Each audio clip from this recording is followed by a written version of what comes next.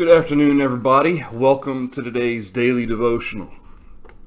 All right, so for the last week and a half or so, we have been kind of randomly looking at the pieces of equipment that God has given us in order to fight the good fight of faith, as we noticed in 1 Timothy chapter 6.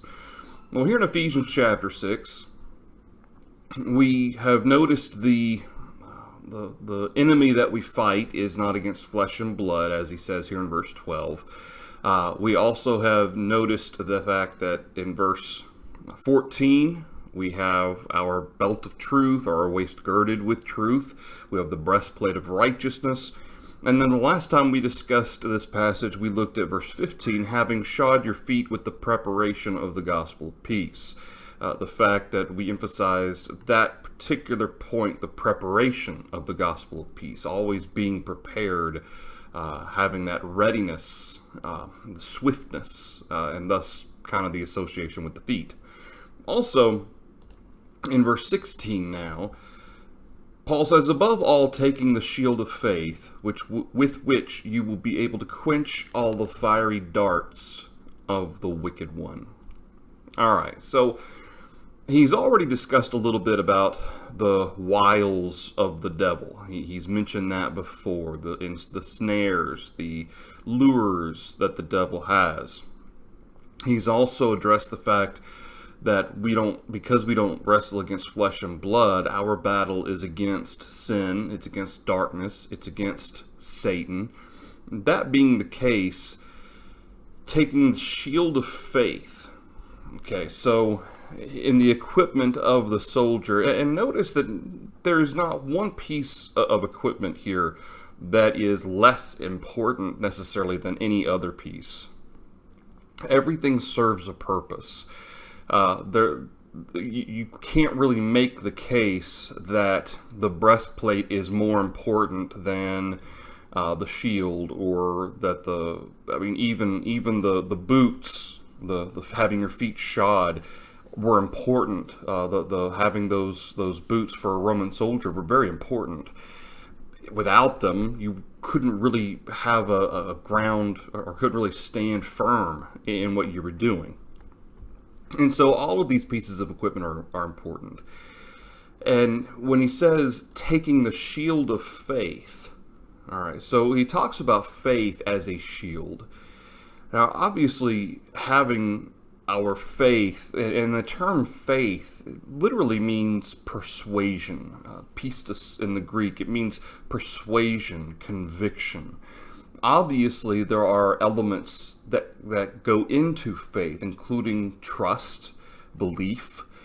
Certainly, trusting in God is a component that Paul describes here as well. But having that conviction, that persuasion, notice it's not that we will avoid persecution. That's not what Paul says here in verse 16. That somehow or another the shield of faith will keep us safe from harm. Okay, that's not what Paul says. Notice he specifically addresses the fiery darts of the wicked one. And that's very important, because the wicked one, obviously, ultimately the persecution, ultimately all evil stems from Satan, certainly. But man is also going to drive persecution. But our battle isn't against man. It's not against flesh and blood. And so that's why Paul describes us the way that he does, is that the shield of faith, even if man should kill us or harm us, the shield of faith continues to keep us safe, because the fiery darts of the wicked one aren't describing physical harm, it's describing spiritual harm. And so these fiery darts, and ultimately, really, like I say, it kind of puts it back up in the context of verse 11, the wiles of the devil. Well, the fiery darts, and I tend to, and certainly fiery darts could be anything. It could be temptation, it could be trials of life that Satan's going to try to use to to get us to doubt ourselves or doubt our conviction in God. Certainly fiery darts can be applied very broadly, but it would also include persecution. I mean, it would also include the things that we encounter as a direct result of our faith. And yet Paul says in verse 16, the shield of faith, you will be able to quench the fiery darts. Okay, so it'll take the sting, the burn out of these efforts by Satan to try to bring you down. And of course, a shield obviously can obviously protect against arrows, physically. That's kind of one of the reasons why you have a shield, in addition to protecting against blows from a sword or anything else. You have the shield to protect against arrows as well. And that's kind of what Paul's emphasizing here. He's emphasizing the fact that faith, and certainly, again, speaking to faith, that conviction, that persuasion, that trust in God, will enable us to withstand temptation, to withstand trials of life, and to withstand the persecution that may come as a direct result of our faith in God. And so when he says above all, he's not necessarily saying that the shield of faith is more important than anything else per se. He's simply emphasizing that the shield obviously without any one of these things, we are lacking. Without the breastplate of righteousness, for instance, our core of our body spiritually is exposed. And the same is true for having our belt of truth, or having girded our waist with truth. Having that support, that foundation to be able to stand firm, not retreat. And so all of this, certainly, but when Paul says above all, there's a very personal element here, that having that shield of faith can keep you safe. Not keep you safe from harm physically, but keep you safe spiritually.